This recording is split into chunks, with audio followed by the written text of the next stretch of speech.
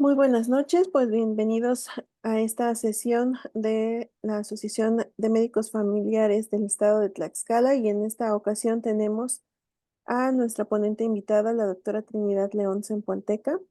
Ella es médica familiar certificada, tiene una maestría en estrategias didácticas y evaluación de competencias, es fundadora y actual y fundadora y expresidenta del Colegio de Médicos Especialistas y Residentes de Medicina Familiar del Estado de Morelos.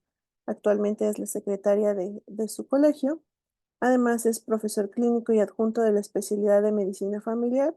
Cuenta con diplomados en metodología de la investigación, gerontología, profesionalización y formación docente, planeación didáctica, docente virtual y uso de TICs en docencia. Así es que, doctora, bienvenida y estamos aquí atentos a su ponencia. Gracias. Sí, muchas gracias, qué hermosa bienvenida. Estoy muy contenta con estar con ustedes y vamos a tomar pues este tema que es delicado por más que decir. Vamos a pasar algunas láminas que me gustaría que las observaran. Ahí no corre.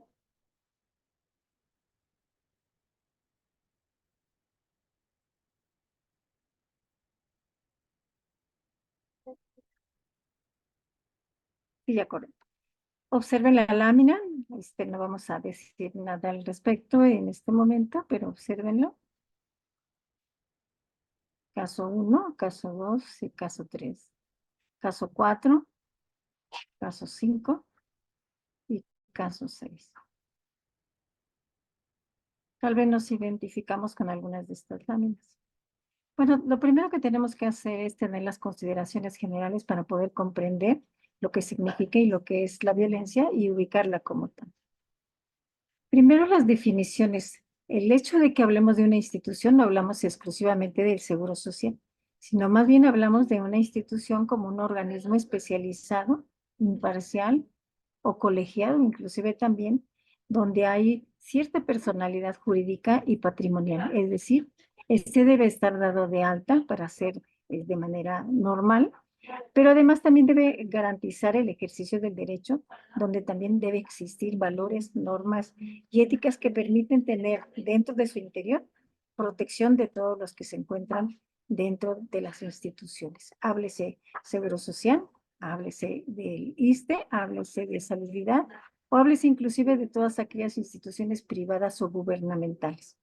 Y además lo que tiene que ver con la violencia. La definición está dada por la norma 046 SSA2 del 2005, donde la violencia se tipifica y donde hay criterios para establecer qué es y cómo se comporta la violencia. Aquí hablo muy específicamente en relación de pareja, pero no solamente en la intimidad de los hogares, sino fuera de los hogares. Por eso escogí como definición lo que tiene que ver con la norma oficial.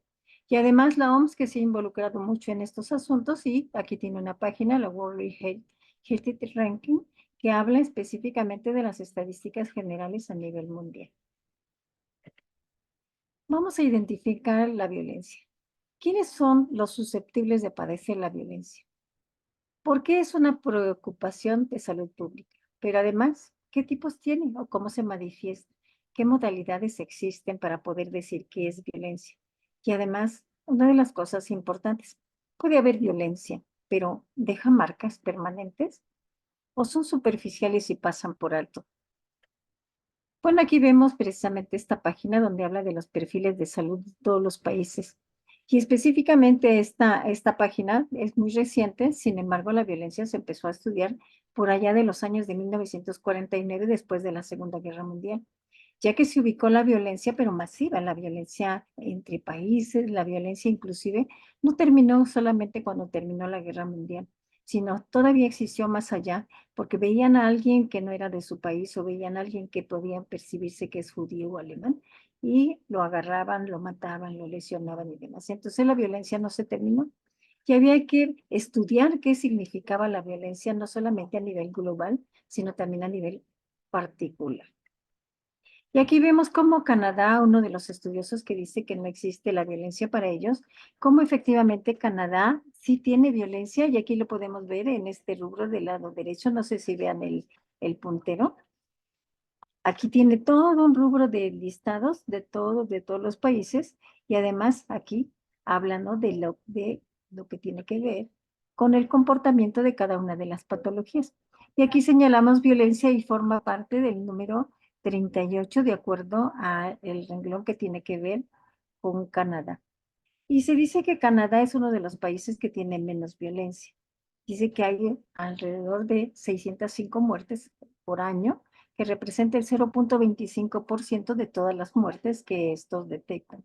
Tiene una tasa de 1.60. Y recuerden que la tasa de mortalidad es por edad, pero además está dada por cada 100,000 habitantes. Pero además el rango mundial dice que es el 139, es el número de país 139 que tiene violencia. Entonces, por eso se dice que en Canadá hay poca violencia. Estados Unidos también siendo un país industrializado, dice que él tiene poca violencia. Sin embargo, vamos a verlo aquí. Ellos no manifiestan en este listado, dentro de los primeros 40 datos de patologías y de muerte, no manifiestan la violencia. Pero fíjense aquí, curiosamente, en el número 14 está los suicidios y aquí en el número 22 está los homicidios, que al fin y al cabo, si nosotros lo tipificamos como tal, pues es violencia también, ¿no? ¿Por qué se están suicidando? ¿Qué les está pasando a estas personas? Y además los homicidios, ¿qué significan también? Pues sería violencia, ¿no? Podría ser en el ámbito personal, familiar o en el ámbito comunal, pero no deja de ser violencia.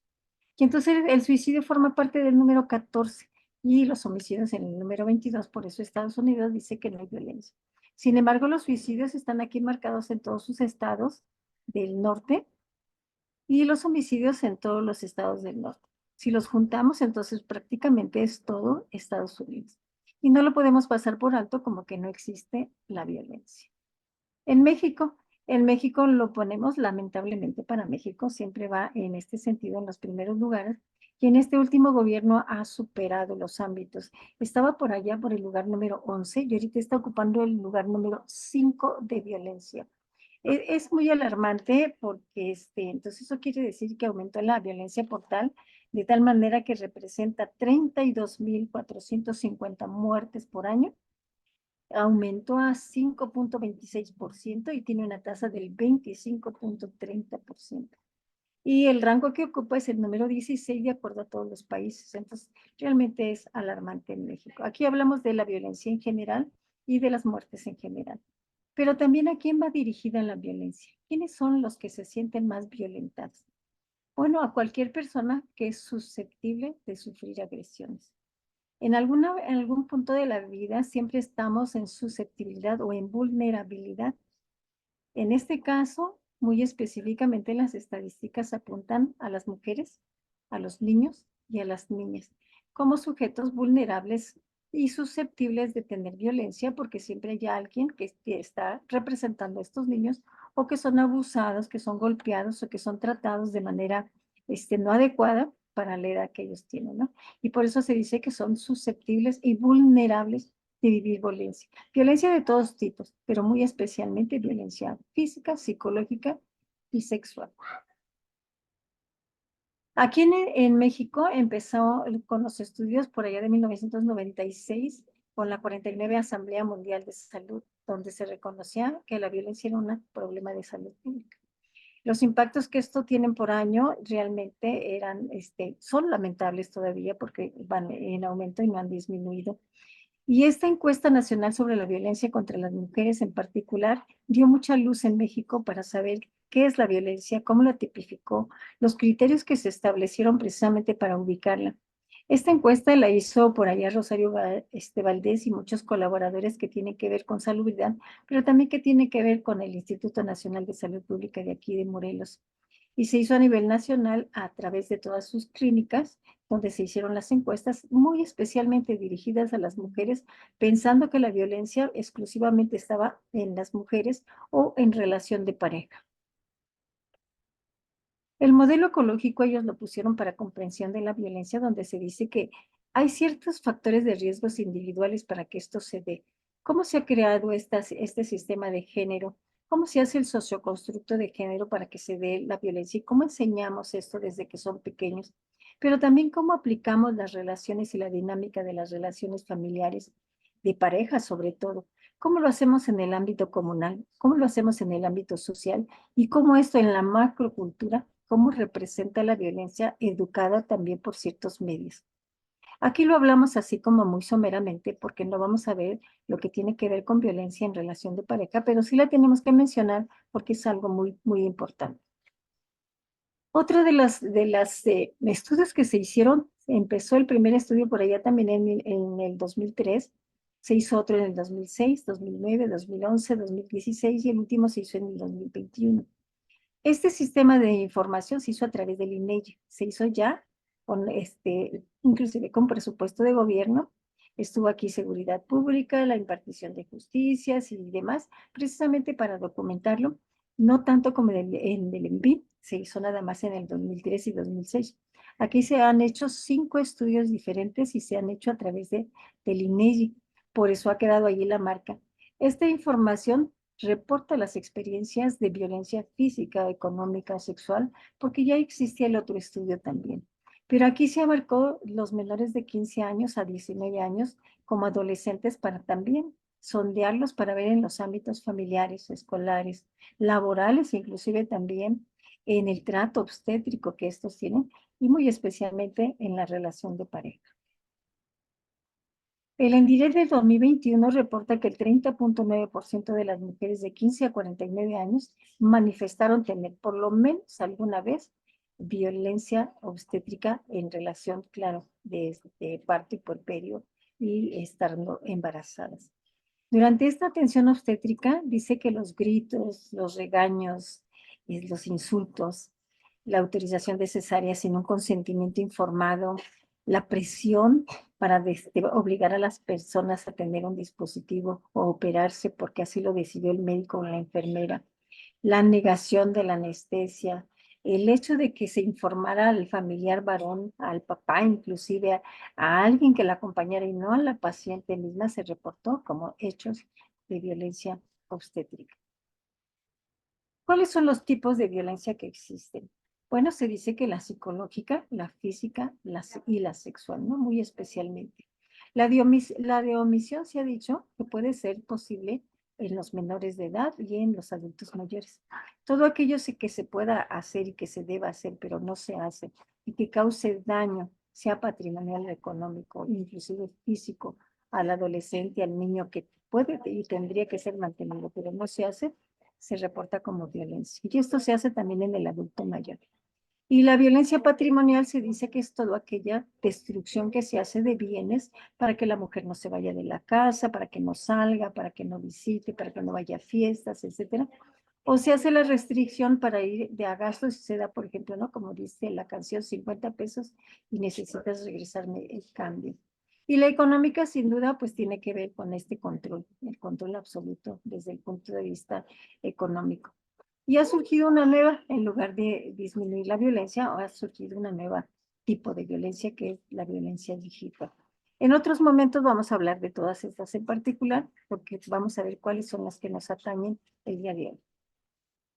La violencia física, pues no hay duda cómo identificarla, son aquellos que se producen con cualquier objeto, con armas de fuego, con armas punzocortantes, y que dejan una marca, una lesión. Puede ser superficial o puede ser profunda, que ponga en riesgo inclusive la vida. La violencia por omisión, como ya la dijimos, ¿no? Cuando se omite el gasto, cuando se omite la manutención, cuando hay abandono, la celotipia, insultos, etcétera. La denigración y marginación es violencia. La violencia psicológica también la hemos entendido muchas de las veces, es cuando lesionan desde el punto de vista emocional a las o los pacientes, porque también hay violencia hacia el varón y hacia los niños y niñas, donde hay groserías, apodos, insultos, etiquetas, ¿no? Porque eso aquí se pone la etiqueta de decir que es lo peor, independientemente de que pudiera haber una relación a veces que no sea una relación de pareja. La indiferencia, la aplicación de la ley del hielo que se dice también es violencia, está suscitada como violencia. Y como ya dijimos, la violencia económica y patrimonial tiene que ver con los bienes, con los valores patrimoniales y con los recursos económicos del violentado. La violencia sexual es todo acto sexual o tentativa de consumar un acto sexual. Los comentarios que susciten un acto sexual, las insinuaciones y los deseos sexuales que no se desean, eso hablando de un adulto. Y en un menor, todas aquellas situaciones de tentativa de consumar un acto sexual y que sea un menor de edad donde no puede haber un sexo consensual. Pero, ¿cuáles son las modalidades de la violencia? Como ya dijimos, dentro de las casas, dentro de la familia, el ambiente laboral, la violencia en la comunidad, como las guerras, la violencia feminicida, que hoy día se le dio un rubro diferente, por eso dice el actual presidente que disminuyó un 30% de los homicidios.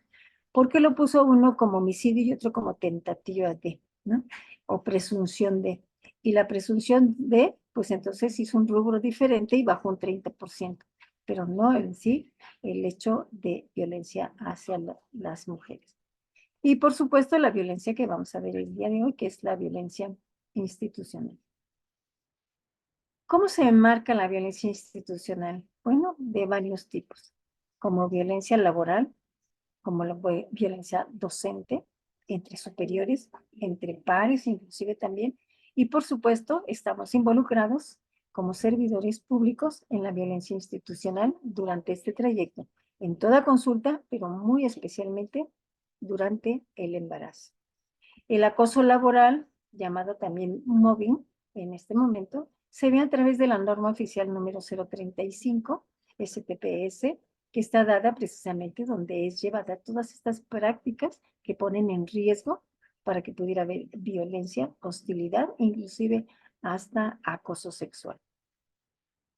La violencia institucional o violencia laboral, como vimos al principio, ciertas láminas, podría estar dada por nosotros mismos como servidores públicos, como docentes inclusive también, y la norma oficial está puesta de manifiesto porque ahí embarcan todos los factores de riesgo psicosociales durante el acoso laboral, en relaciones de pares, en relaciones de subordinación, ya sea nosotros como líderes o subordinados también, y por supuesto, como cuando damos asesoría o cuando damos, cuando somos docentes, ¿no? O tenemos algún otro puesto de jefatura.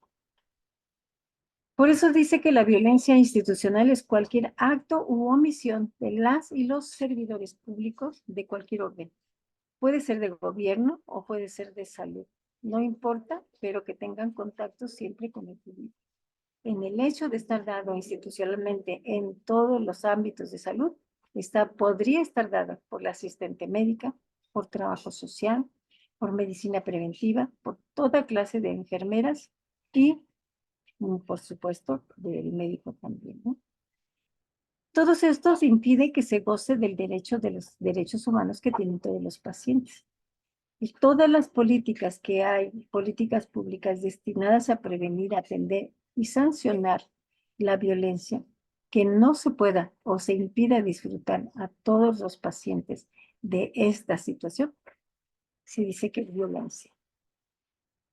Y la violencia institucional, pues son todos estos actos o omisiones de los que podíamos hacer para no atender, para no investigar y para no destinar las políticas públicas destinadas a los pacientes y a ser atendidos desde su punto de vista de derechos humanos.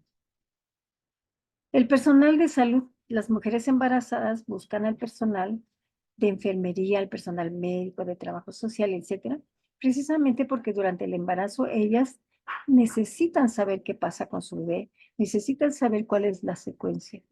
Y esa situación de jerarquía o de superioridad, entre comillas, estas entre comillas, de superioridad que tiene el personal de salud, pudiera permitir precisamente que se tuviera esta situación de violencia, de discriminación, inclusive también como de un sesgo o de desdén para aquel paciente que te busca porque ignora ciertas cosas, ¿no? Y los pudiéramos tratar como si fueran ellos ignorantes. La violencia obstétrica se presenta donde se presentan toda clase de servicios médicos, sean estatales, privados, y sean inclusive también, ¿no? Desde el punto de vista de institucional, como el Seguro Social y el ISSSTE, o sea, inclusive también aquellas comadronas que existen en las comunidades. son servicios médicos, algunos autorizados y también pudiera ser una esfera de la sociedad. La primera referencia que se tiene del término violencia obstétrica fue por allá de 1827, donde se habla de los paritorios utilizados en Venezuela. En Venezuela estas eran casas clandestinas donde se atendían las mujeres y cualquiera podría ser una especie de comadrona, una especie de partera para poder atender a las mujeres y era pues todo sucio y todo insalubre y demás. Por eso se dice, se empleó el término de violencia obstétrica. Pero vamos a ver, no se empleó de manera rápida y directa. La violencia obstétrica es toda mujer o toda acción, omisión, directa o indirecta, de todo en el ámbito público o privado, como dijimos, donde a una mujer la maltrata, la juzga o la atemoriza durante este lapso de embarazo, de parto y de puerperio. ¿Cómo se hace esta violencia a las mujeres? Bueno, pues puede ser por maltrato, humillaciones. Puede ser también dentro de los mismos procedimientos técnicos rutinarios que aparentemente el médico y la enfermera lo sabemos mucho más que la paciente. Y aquellos procedimientos obstétricos que se hacen para, pues como aprendizaje, pero no se le informa a la paciente que va a haber 50 alumnos mirándola allí, ¿no? Entonces tendríamos que tomar en cuenta también a la paciente para que no se sienta humillada o cohibida para obtener a su bebé. La omisión también de la atención oportuna, cuando llega una paciente y solicita atención médica y no se la damos, se le decimos, sabe que primero enséñame sus documentos y si no se va a la fila o venga después, ¿no? Obligar a la mujer a parir en posición supinal o con las piernas muy levantadas porque pensamos que así es mucho mejor. Obstaculizar el apego precoz del binomio cuando no dejamos que la madre vea al bebé aún siendo un parto normal y que el bebé también no haya tenido ninguna alteración y esté inclusive en cunero y no esté en terapia intensiva. También puede ser negándole la posibilidad de cargarlo, de amamantarlo, de tenerlo en sus brazos y lo dejamos hasta que nosotros como personal médico lo decidimos. También alterar el proceso natural de un parto y llevarlo a una cesárea para practicar precisamente el hecho de enseñanza y se va a hacer la mayoría de las veces sin consentimiento informado de la paciente. Y cuando surge alguna alteración, corremos por la paciente para que nos firme, ya que se haya ejecutado la cirugía. Ocultar información también, ¿no? ¿Qué le pasó a mi bebé? ¿Dónde está? ¿Dónde se lo llevaron? Etcétera. Eso también es violencia porque castiga de alguna manera a la madre, madre que está en este lapso de parto y puerperio. Retrasar la atención médica, como ya dijimos, no informar ni explicar los procedimientos y pensar que nosotros como médicos debemos tomar las alteraciones. Debemos tomar inclusive las decisiones de vida o muerte de la paciente o del bebé, del producto, y no decirle a la paciente, ¿no? Os vamos y salimos y le hablamos al varón y le hablamos a la madre y le hablamos a todos los demás, pero no tomamos en cuenta a la paciente, también eso es violencia obstétrica. No recabar de manera oportuna el consentimiento informado. Además, no tomar en cuenta a la mujer por las decisiones. A veces preguntamos, ¿le colocaron el dispositivo? Y la paciente dice, pues no sé, ¿no? Le dijeron, le voy a preguntar a mi esposo porque a él le dijeron. Todos esos procedimientos técnicos también son, y sobre todo, ¿no? Sin informar a la paciente, también son violencia. Aquí vemos los resultados del ENDIRE. El ENDIRE se ha hecho famoso porque hicieron cinco encuestas a la fecha y la última la hicieron en el 2021, donde ellos la perfeccionaron del ENVIN, aunque a mí me parece súper bien la del ENVIN. Esta le hicieron documentada y le hicieron cuantitativa y cualitativa, donde se le pregunta bajo un cuestionario específico a la paciente cómo es la violencia y qué le dijeron y cómo pasó y etcétera. Y hacen todo este concepto para recabar información donde capta efectivamente una información específica. Aquí se dice que la prevalencia del maltrato obstétrico contra las mujeres de 15 a 49 años, dice que ocurrió muchas de las veces en el último parto y en la última cesárea, no se salvaron de tener violencia. Se encontró que la mayor prevalencia en el 2021 era en San Luis Potosí, seguida de Tlaxcala, Ciudad de México, Tamaulipas, Tabasco y Chiapas. Aunque últimamente se ha invertido Y cambió un poquito la violencia y se dice que el orden cambió. El Estado de México, Nayarit, Quintana Roo, Durango, Yucatán y Morelos ocupa el lugar número 23 y Tlaxcala el número 24. Esas son las últimas estadísticas. Y en cuanto a violencia psicológica, el Estado de México lleva el primer lugar con 37.9%, Nayarit el segundo lugar con 32.7%, Durango 32.4%, Yucatán y Quintana Roo el 31.6%, Sinaloa el 31.2% y no figura aquí ni Tlaxcala ni Morelos. La prevalencia de maltrato obstétrico en estas pacientes de 15 a 49 años, que es el rango obstétrico para las mujeres, vemos que de 15 a 24 años, el 37.7% en el 2016, mientras que en el 2021 el 35.5%.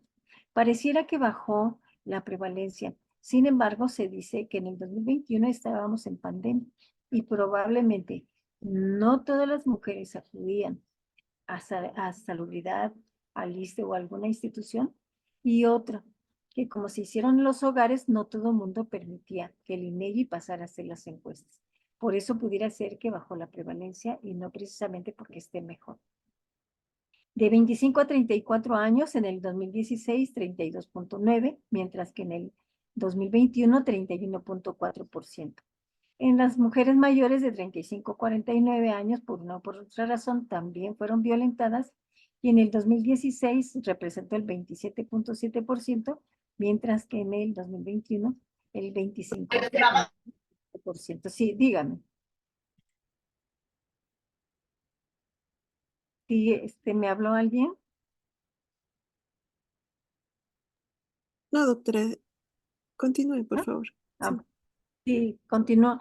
Y además la prevalencia de maltrato obstétrico también representó, dice que por cesáreas en el 2000, aquí también es 2016 y 2021, dice representó el 37.7%, mientras que las cesáreas en el 2021 el 33.4%. Nuevamente aquí vemos que pareciera que la prevalencia disminuyó. Sin embargo, nuevamente podemos decir que estábamos en pandemia y esto no disminuyó. Bueno, es una percepción personal. Aquí vemos efectivamente varias de las preguntas que se hacen en el ENVIRE. ¿Le gritaron o la regañaron? Y las pacientes dijeron que sí. El lila representa 2016 y el morado representa el 2021. Entonces la diferencia en realidad 0.2% de diferencia entre uno y otro año. La presionaron para que usted aceptara que le pusieran un dispositivo. El 9.2% dijo que sí. La ignoraron cuando usted preguntaba cosas sobre su parto y sobre su bebé. Fíjese, aparentemente no todas quieren contestar, pero vemos que sí existe violencia y se hizo un interrogatorio específico y dirigido a las pacientes que estaban recién paridas. Es alarmante porque en el 2016-2021 debería haber mejorado porque ya ubicamos la violencia y porque sabemos los criterios de ello y aparentemente ubicándolos pues deberíamos haber modificado. Sin embargo, la reducción en el número de partos registrados no se dio y aumentaron las cesáreas porque era la premura de hacerlas y sacarlas de la tococirugía, ¿no? O del sitio de atención donde ellos estaban y muchas de las veces se hizo sin informar a la paciente y dijimos que eso pudiera ser violencia. En el 2020 aumentó de 47.2 a 49.1 el número de violencias de cesáreas que se hicieron en los hospitales en general. En la pandemia, en los hospitales, la prioridad pues era la atención del COVID. Y las reconversiones se hicieron también en las áreas de maternidad. De tal manera que la Secretaría de Salud emitió un lineamiento para que pudiera darse atención del embarazo, parto y puerperio durante este lapso de pandemia en los sitios de primer nivel de atención. Sin embargo, en los consultorios no tenemos nada como para atención de partos normales, no lo tenemos. Sí lo pudiéramos hacer si estuviéramos habilitados los consultorios para ello, pero no lo tuvimos. Sin embargo, el lineamiento ahí está dado en el 2020 para que se atendieran todos los partos que pudieran ser partos eutóxicos, que se atendieran en el primer nivel de atención. Las manifestaciones de violencia obstétrica permanecieron sin cambios entonces de 2016 a 2021, como dijimos, ¿no? Entonces se refleja una falta de respuesta, pues no solamente personal, del personal de salud, sino también a la mejor estatal, ¿no? Privados también. ¿Cuáles son las consecuencias de la violencia? Bueno, que muchas de las veces la violencia los lleva a abortos espontáneos, a tener muertes fetales porque nazcan de manera anticipada, porque no debería tener una atención X, pero se le da otro tipo de atención. A los partos prematuros para saber qué pasa con los partos o porque estoy aplicando medicamentos que no debiera. A evitar inclusive también, ¿no? Al producto. Y esto también se refiere a la violencia que ejerce en los hogares, que hay abortos espontáneos, muerte fetal, óbitos y demás, ¿no? El bajo peso al nacer porque está violentada la mujer todo el tiempo. La depresión que sufre no solamente por el posparto, sino también por el hecho de que sufre violencia. Pero además también, ¿no? Aumenta la probabilidad de que la paciente esté tomando medicamentos y que aumenten las adicciones. Estando en depresión la madre, pues no puede atender de manera adecuada al bebé y también pudiera haber desinterés de la madre y también ejercer violencia al producto. Es así como una secuencia y el aprendizaje de la violencia. ¿En qué estamos basados nosotros para decir qué es violencia y por qué no? ¿Y por qué ponemos de manifiesto el hecho de que la norma oficial número 007 aplicada en la atención de la mujer durante el embarazo, parto y puerperio y todo, que los lineamientos que se salen de ese control son violencia? Bueno, porque las pacientes recuerden que también deben tener justicia todo el tiempo y deben estar ligadas a los derechos humanos y nunca podemos prescindir de ellos. La atención médica es el medio adecuado para promover ese derecho que tienen las pacientes. Parte de sus derechos humanos son derecho a la vida, derecho a la salud y derecho a la vida sin violencia. Y ahí es donde nosotros estamos implicados. Los derechos humanos de las mujeres no se vieron sino de manifiesto hasta el 2014 cuando la Organización Mundial de la Salud emitió una declaración con el fin de alertar y erradicar la falta de respeto durante este término de atención parto y puerperio en todos los niveles, digas institucional, estatal o digas privado. Y es entonces hasta el 2014 donde se reconoce que existe la violencia obstétrica. Y este término es utilizado por la ONU, no por la Organización Mundial de la Salud, sino por la ONU en el 2019. Por eso es un término ocupado, es un término legal actualmente. ¿Cuáles son las recomendaciones de estos derechos que tienen las pacientes? Bueno, ella tiene derecho a apoyo emocional, tiene derecho a que nosotros tengamos una comunicación efectiva con la paciente, a que nosotros tengamos alivio del dolor si lo requiere, porque el umbral del dolor es diferente en cada una de las pacientes, a la vigilancia del trabajo de parto, no solamente en decirle vaya a su casa y cuando esté dilatada regresa, a la movilidad materna también, o a estarla supervisando, no a ponerla a caminar en el pasillo, ignorar dónde está la paciente y perderla de vista y después que se ovite o tenga otros trastornos mucho más difíciles. El plan de atención de urgencias debe estar bien ejecutado y planificado y nosotros involucrados en ese plan también, independientemente de la categoría que nosotros tuviéramos. Podemos ser asistentes médicas, podemos ser enfermeras o el personal médico, como en este caso, ¿no? Que es el líder de la atención en todo momento. Y por supuesto, nunca podemos dejar por alto el trato respetuoso. ¿Qué recomendaciones da la Comisión de Derechos Humanos? Bueno, precisamente pone de manifiesto que el derecho a la vida no solamente es para algunas personas, sino es para absolutamente todos. El derecho a la libertad y a la autonomía reproductiva también es un derecho de las pacientes. No es que tengamos que obligarlas a que ellas no tengan más bebés, porque en ocasiones también ellas son violentadas por el varón y el varón es el que quiere tener muchos hijos y ellas no pueden tomar decisiones.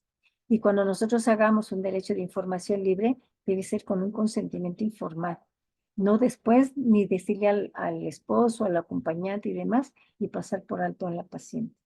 El derecho a la salud es un derecho que todo mundo tenemos y las pacientes no son menos, ni hay varias categorías de pacientes. Todo el mundo tiene derecho a la vida y derecho a la salud.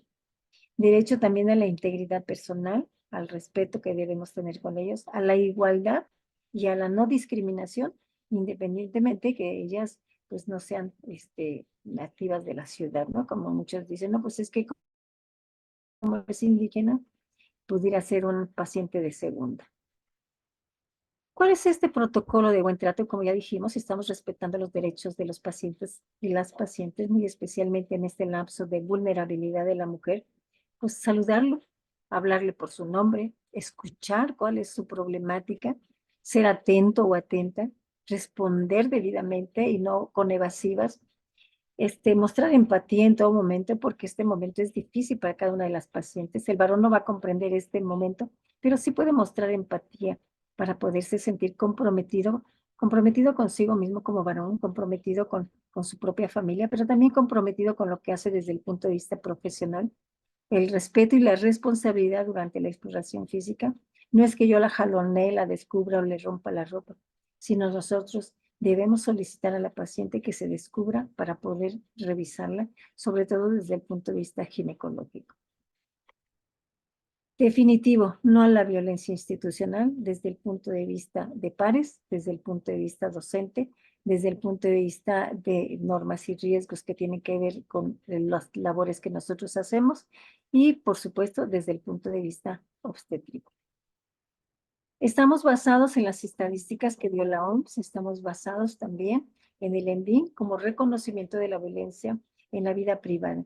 Antes se decía que es violencia si estaba ejecutada en la vía pública y tal vez podría alguien intervenir. Y él podía decir, yo soy su esposo y tengo derechos, y entonces nadie intervenía. Hoy día inclusive se reconoció que la violencia no solamente está en la vía pública, sino puede estar reconocida también en la vida privada. Y si la mujer pide auxilio, nosotros en este momento, si la tomamos sobre todo en el hospital, estamos obligados a mostrar empatía y a darle atención desde el punto de vista emocional, de acompañamiento o dirigirla a las instancias adecuadas.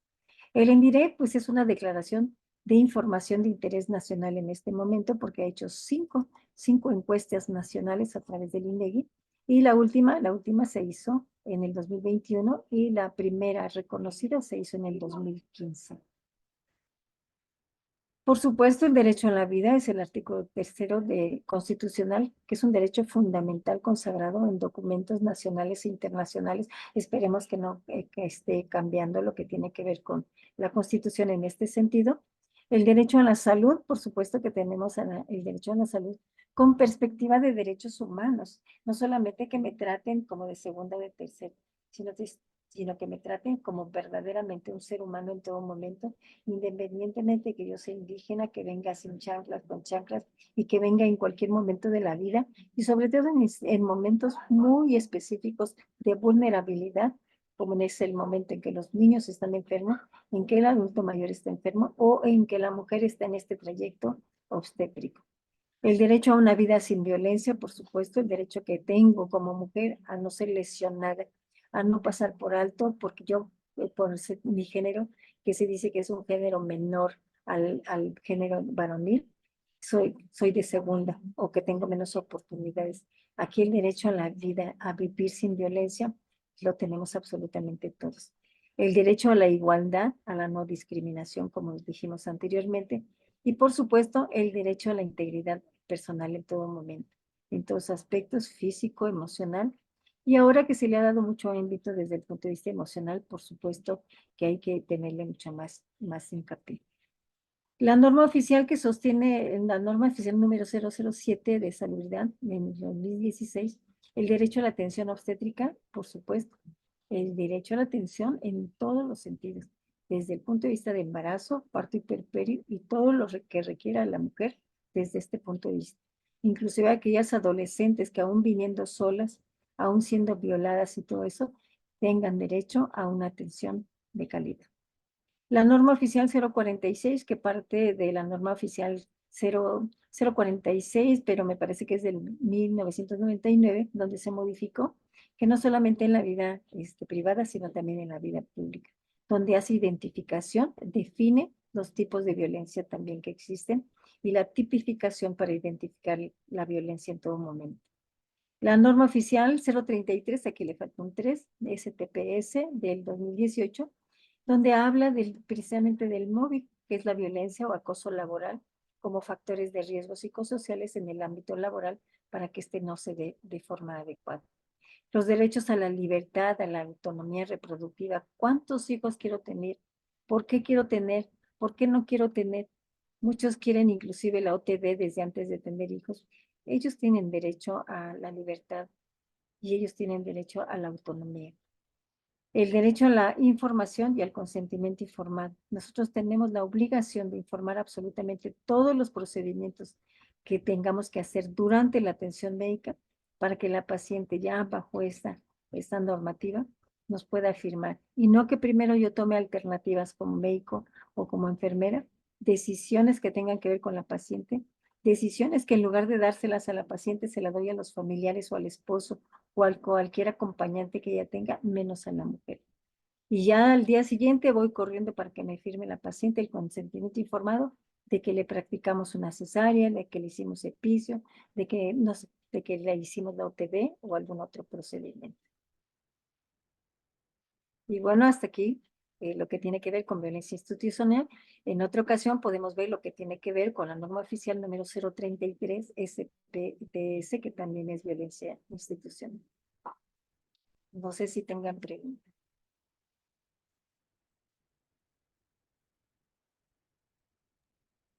Adelante, pueden levantar la mano o escribir su pregunta en el chat. Y pues así es, la violencia institucional es pues un acto de en donde pues el servidor público, los trabajadores de una institución, de cualquier tipo de institución de gobierno, pues pueden tener o presentar actos discriminatorios o que tengan al final un fin de obstaculizar o impedir que realmente se goce o se ejerza el derecho, los derechos humanos, ¿no? Entonces, aquí la doctora Así es. nos colocaba diversos ejemplos como el negarle la atención a una embarazada, el cuestionarle también el motivo de ese embarazo o el maltrato que se le brinda a una mujer embarazada. Y ya nos colocaba también este protocolo de buen trato, ¿no? Que desde que nosotros vemos a la paciente, pues el escuchar, el saludarla de una forma atenta, desde ahí es que se rompe con esta violencia que muchas veces puede ser cíclica, ¿no? Ser atento, Sí, responder, perdón, ser empático y bueno, adelante, doctora sí, Trini. y ahora sí podemos entender el caso número uno de qué se trata, ¿no? Cuando no atendemos de manera oportuna a las pacientes embarazadas porque ellas están vulnerables, necesitan atención y por eso nos buscan. No nos buscan por el hecho de que seamos mejores o peores, sino porque ellas tienen una necesidad de atención. También en los partos prolongados a veces también el personal entra en pánico o entra en otro tipo de alternativas y vemos cómo ejercen este tipo de violencia en ciertas mujeres, ¿no? O aquel médico que selecciona a los pacientes y dice, este sí lo veo y este no lo veo porque es indígena o no lo quieren ver porque no me puede pagar. Y el hecho también, ¿no? El otro tipo de violencia institucional que vemos también. El jefe inmediato gritando y despersonificando a todos los compañeros o compañeras que ejecutan ciertas actividades administrativas o de algún otro tipo. Entre pares también el hecho de que se hagan el bullying o que se hagan maldades también no hace que nosotros tengamos una este, mejores trabajos, mejores instancias dentro del ámbito laboral. Y también como docentes y como asesores en ocasiones ejercemos tanta violencia que pareciera que es normal la violencia que se ejerce de maestro al alumno y eso también tendríamos que ubicarlo para poderlo erradicar. Y aquí sí podemos aplicar en cada uno de estos ámbitos, independientemente que sea cualquiera de ellos, el hecho de escuchar, de oír, de hablar, de platicar, porque entonces no sabemos qué es lo que está pasando con cada uno de ellos si no sabemos escuchar. Una de las cosas principales es mostrar empatía y otra de las cosas principales es mostrar respeto. Así como yo tengo derechos, el resto de los pacientes, pues por supuesto que también tienen los mismos derechos que yo. Y aquí vemos que ciertas recomendaciones son todo lo que tiene que ver como desde el punto de vista profesional, pero también desde el punto de vista personal. ¿Sí? Si yo veo que es una etapa vulnerable para mi paciente, y aunque sea un varón, también el varón si viene con dolor, si viene con temperatura, si viene con espasmo bronquial, etcétera, también está teniendo un lapso de vulnerabilidad donde necesita que yo tenga una comunicación efectiva, donde le dé la atención oportuna que se requiere para que tenga alivio del dolor, donde yo tenga vigilancia de las circunstancias como médico de primer nivel. Pero además de eso, en una etapa vulnerable que es el hecho de la mujer, pues el trato respetuoso, porque yo he visto cómo las desvisten, cómo las jalonean y todo eso, y de verdad es lamentable esa situación. Y no digo que yo, no, inclusive hubo una demanda muy fuerte aquí en el hospital donde yo estoy, y entonces hizo este tipo de pláticas en varias ocasiones desde varios puntos de vista, precisamente para evitar que se siga dando la violencia obstétrica. Y se dio muy especialmente a todos los obstetras. Y ellos dijeron, no soy, yo no soy, ¿no? Entonces, la verdad no es que estemos culpando a nadie. La verdad es que lo que necesitamos es dar apoyo emocional, dar un trato respetuoso, tener una comunicación efectiva, dar lo que tengamos que dar desde el punto de vista profesional. Y por supuesto, atender las recomendaciones que nos da la Comisión de Derechos Humanos. Derecho a la vida, derecho a, a una vida libre de violencia, derecho a la salud, derecho a que la paciente elija cuándo y cómo se quiere embarazar, derecho a la igualdad, derecho a la autonomía reproductiva. Y bueno, pues aquí estamos todavía. Sí, gracias. Ya tenemos algunos comentarios en el chat. Doctora, si me permite leérselos. Dice Sí, Atsimba, equipo de supervisión. Dice muy interesante, sobre todo para mejorar la calidad de atención a la paciente obstétrica por el personal de salud. Creo que es hora de cambiar la actitud del personal de salud hacia la paciente obstétrica y sobre todo en aquellas adolescentes y embarazadas que sufrieron violencia sexual.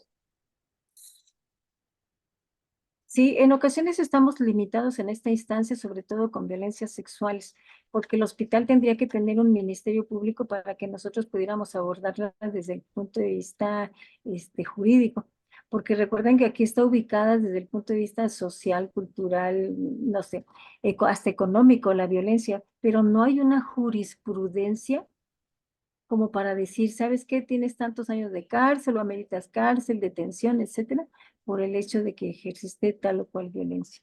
Y eso es lo que está faltando para complementar esta ubicación de la violencia. Por eso se repite una y otra vez y pareciera que no pasa nada. En el caso de los niños es algo difícil, pero hay señales también para detectarlo. Pero hay que canalizarlo y no hay que poner lo que nosotros presuntivamente pensamos, sino más bien lo que me dice él o la paciente acompañante, lo ponemos textual, para no involucrarnos de tal manera que nosotros seamos los responsables de. Pero sí hay que reportarlo. En el caso de la violencia ejercida en el adulto mayor, también hay señales.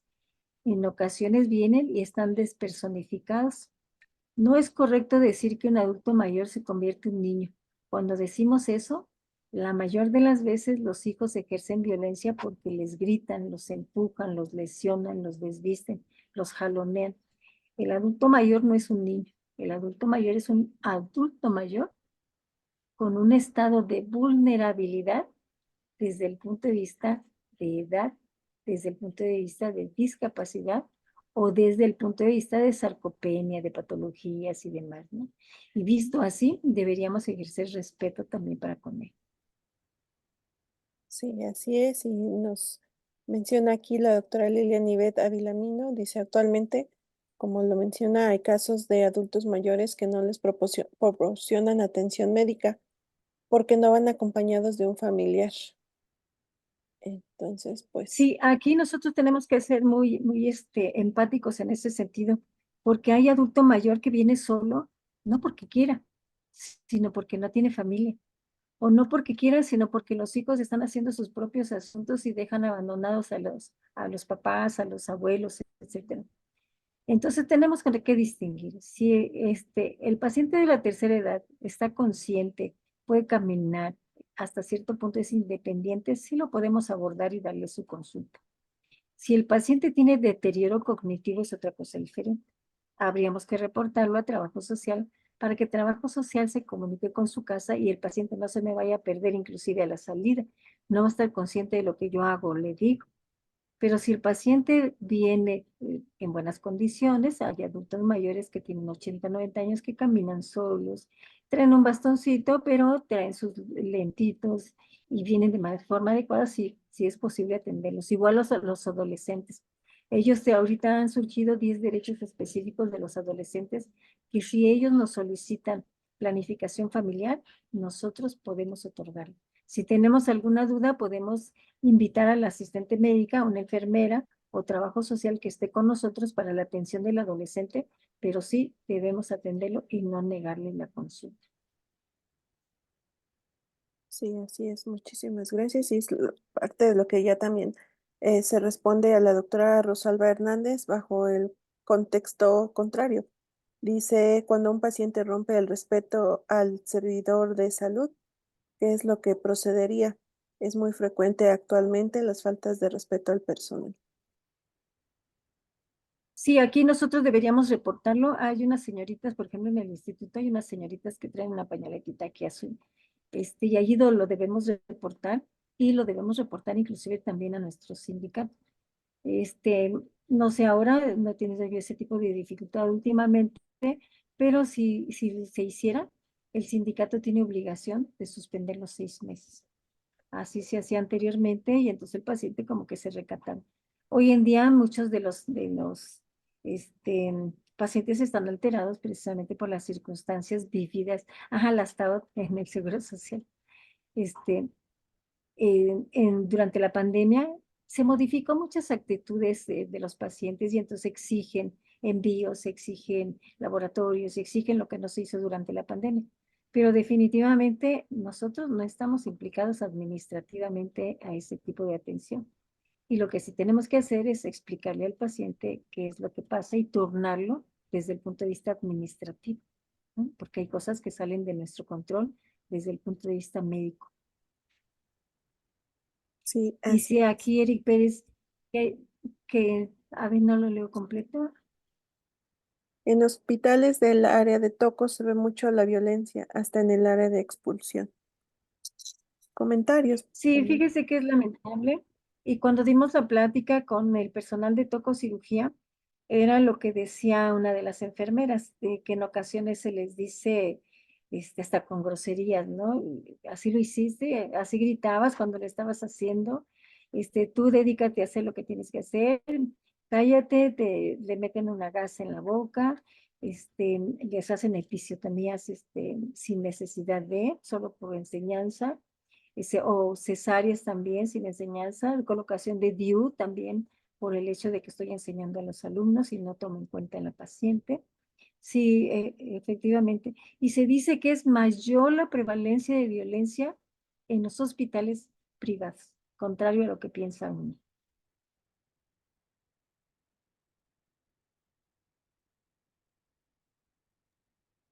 Leticia Caballero dice, desde el primer contacto en recepción empiezan muchas veces a hacer violencia.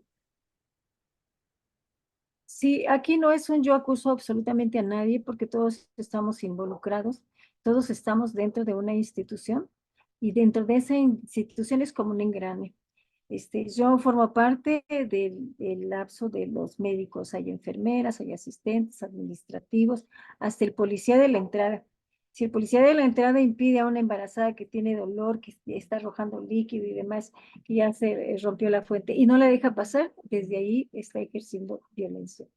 Se acerca el asistente médica y la asistente médica le dice, ¿trae sus documentos? Y ella se queda pensando si la trae, no la puedo atender. O se brinca a todos y se pone hasta adelante y le dice, usted fórmese, no la puedo atender aquí, no es su turno. Todo eso es de violencia porque estamos viendo las circunstancias específicas por las que está pasando la paciente en ese momento y pues no puede esperar. Por eso se dice que tiene que ser una atención médica de manera oportuna.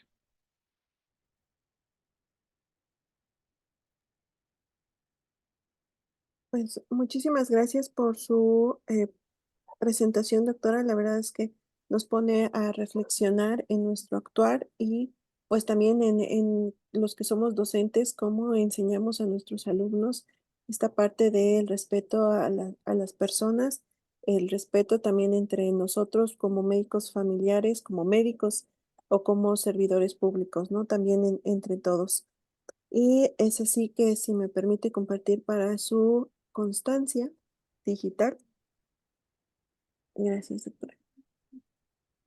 Puse también en lo que pongo la constancia, en el chat, la liga para la asistencia y la constancia. Ya saben que para socios AMEFED, favor de registrarse. Si alguno que no sea socio gusta también ingresar a nuestro grupo de difusión de AMEFED, es unilateral, solo es informativo. No van a tener muchos chats ahí en que leer. Nuestros canal de YouTube, Facebook y TikTok. Y bueno, si quieren ser socios de MF, también está un video en donde pueden seguir los pasos para ser socios de la de Tlaxcala. Y está, bueno, la Asociación de Médicos Especialistas en Medicina Familiar del Estado de Tlaxcala otorga la presente constancia a usted, doctora Trinidad León Zempolteca. Muchas gracias por su participación como ponente con el tema violencia obstétrica, siendo hoy 1 de mayo, Día del Trabajo. Precisamente, muchísimas gracias. A MEFET le agradece mucho por esta intervención y esperamos que nuevamente nos acompañe con otra ponencia, ya que pues también lo que mencionaba de violencia digital, también eso es importante ahora que el uso de las redes se ha magnificado con esto de como consecuencia de la pandemia de COVID. Y tenemos aquí también muchas felicitaciones. Por ejemplo, nos acompañan desde San Luis Potosí, desde Morelos, desde Yucatán. La doctora Sarita López se encuentra con nosotros. em, el doctor Mixalis Rosas Ramos de Tlaxcala, el doctor Oscar Pasarán de Puebla, Aldo Peña de San Luis Potosí. ¿Quién más? Así es, Sonia Félix desde La Paz, Baja California. Entonces, bueno, pues AMEFET llega a todo el país. Muchísimas Pues les gracias a mandamos un saludo absolutamente a todos y agradecemos la invitación, doctora Citlali, agradecemos la invitación también a toda tu mesa directiva. Un saludo a todo el país, sin duda que todos estamos unidos y luchando por lo mismo. Y yo creo que ubicando la violencia, nosotros mismos estamos involucrados en todo este asunto y cada día debemos ser mejores. Un saludo para todos. muchísimas gracias. Saludos a todos y gracias por acompañarnos en esta sesión. Nuestra siguiente En sesión otro es tema también súper importante. Se los voy a proponer, se llama procrastinación. adelante, Ese será un tema doctora. súper importante, pero no en este momento, en otra No- invitación, y Nos deja aquí y con el lo damos. cuándo, doctora, pero claro que sí, le haremos llegar nuevamente su invitación para que nos exponga ese tema. Y también comentarles a los socios que el día 8 de mayo tenemos un tema que es rol de cuidadora primaria del paciente crónico, un papel impuesto a la mujer, también en relación a esta línea de, de temas, de temática. Género, eh, entonces, bueno, ajá, pues los temas de género. esperamos. Con gusto. Un saludo para todos y que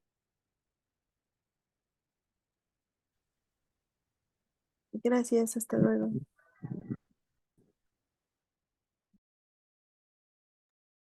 Gracias, doctora Sarita. Ay, buenas noches.